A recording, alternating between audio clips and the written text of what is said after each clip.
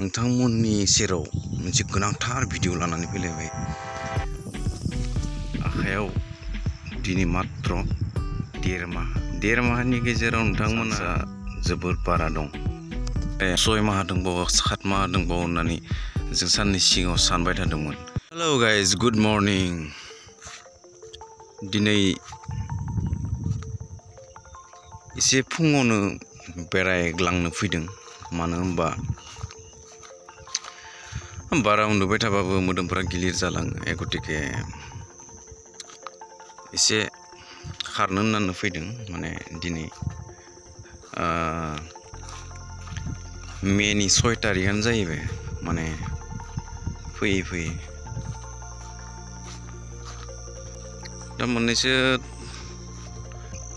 नोंथांमोननि गेजेराव बाथ्रा फोरमायनो सानदों। नोंथांमोना भिडिअखौ एकदमबारे नायलांबाय था, स्किप खालामनाङा, नायलांबाय था।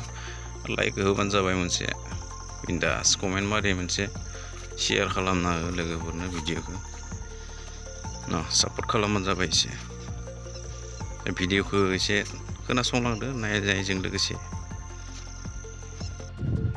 दा बाथ्राया जाहैबाय मा, जों साननैसो सिगां जुन जुलाइ होननानै आसि खर'आव सानै जोङो 6 माह 7 माह 5 माह दङ होननानै जोङो सिन्था खालामबाय थायोमोन।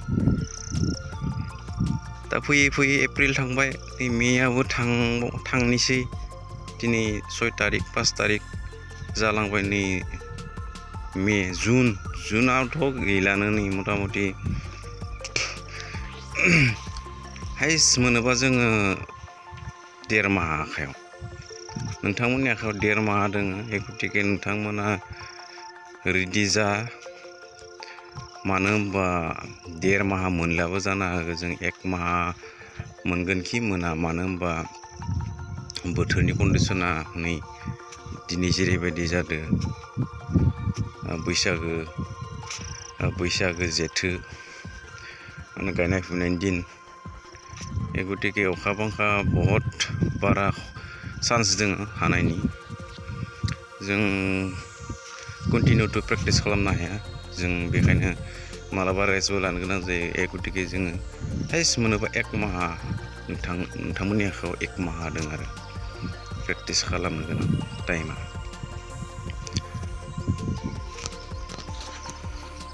नोंथांमोना मिथिखागौ, बारे बुंबाय थादों CM सारा जे 15,000 पस्ट बारायगोन होनना बुंदों।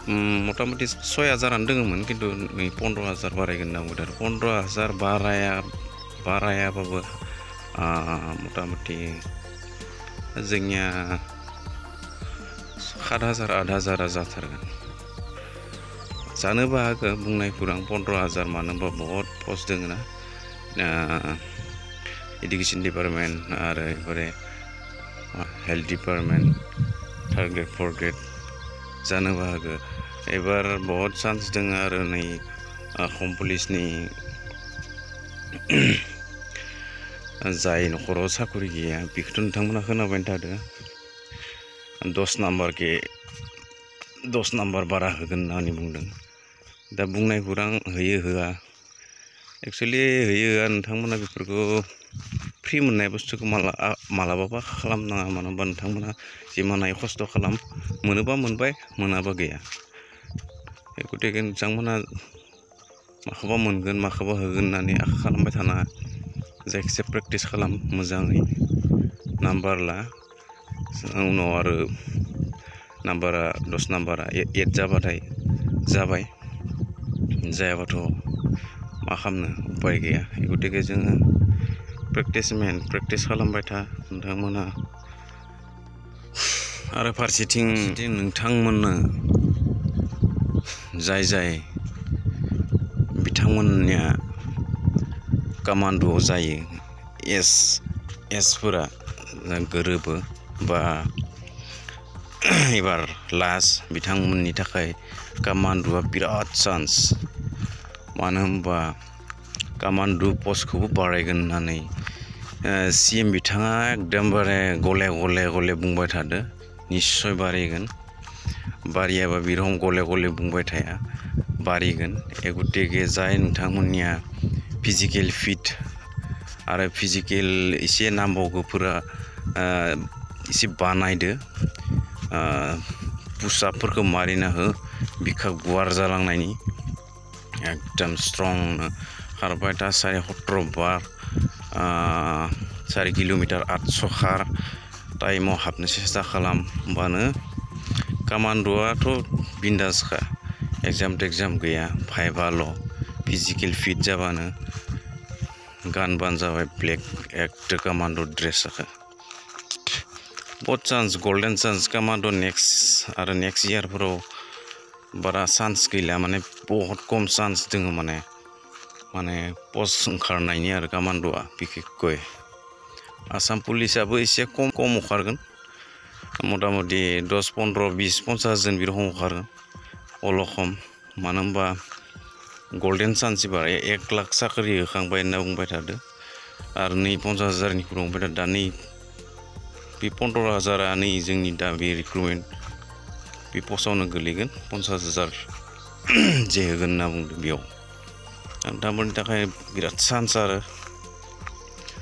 जाय बिथांमोना साकरि नांगौ डिफेन्स लाइनाव नांगौ होननाय बिथांमोना चान्स बिराद नागिरनायाव दा चान्सआवनो लायाबा आरो गतिके जोङो एक्सारसाइसजों लोगोसे एसे फरायलां आजिखालि मानो होनबा फिजिकेल देल' जाया माने मेन्टेलिबो फिट जानांगौ गतिके मोननै बिथिङावबो माने फरायलांबो आरो प्रेक्टिसबो मोजां खालामलां होमब्ला नोंथांमोना साकरिखौ मोननो हागोन।